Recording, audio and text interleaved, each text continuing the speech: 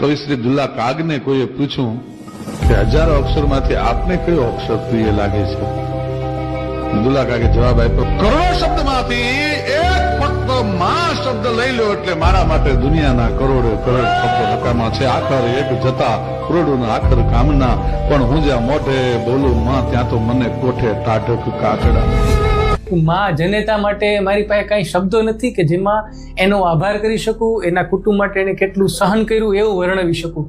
એટલે મારી પાસે એક જ વસ્તુ કરી શકું કે જે માંથી મોટું કોઈ નહીં.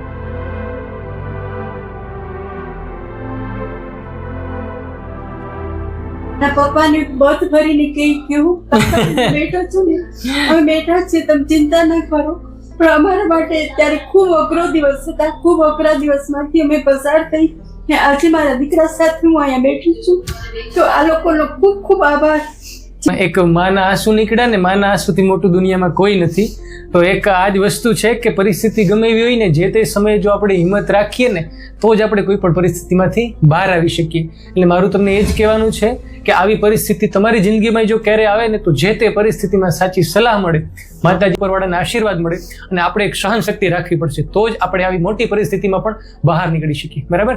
ચલો તો મળીએ આગળના વિડીયોમાં. ત્યાં સુધી બધાને મારા સીતારામ, જય માતાજી અને જય શ્રી કૃષ્ણ.